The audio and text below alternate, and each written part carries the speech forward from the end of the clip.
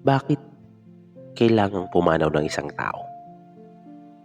Yan yung tanong mula nung mga bata pa tayo. Lalo na kung nawalan tayo ng mahal sa buhay. Yung naiisip natin, bakit ganun? Pero sa mga nagdaang panahon, unti-unti akong nagkaroon ng sariling bersyon.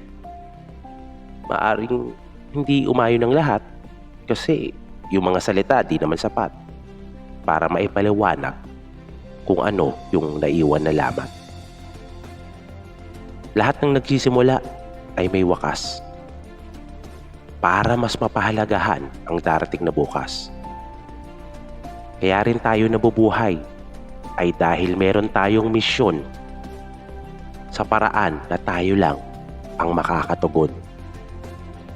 Yung madala natin ang kanilang mga ngiti, mga aral, mga pagpupunyagi, kalakip ng kanilang mga alaala.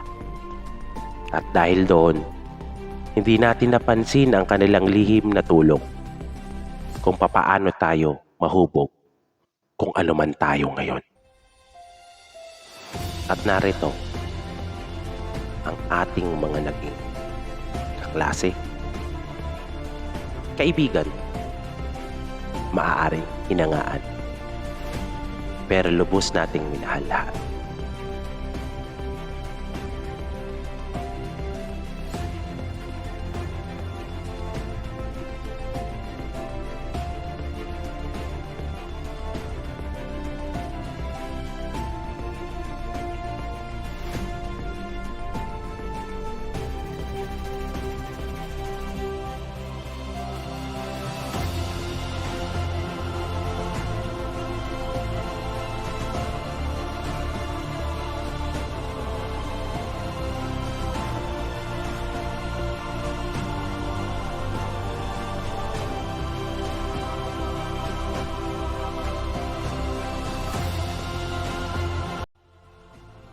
At sa labas naman ng ating mga tahanan, narito ang ating mga naging pangalawang magulang.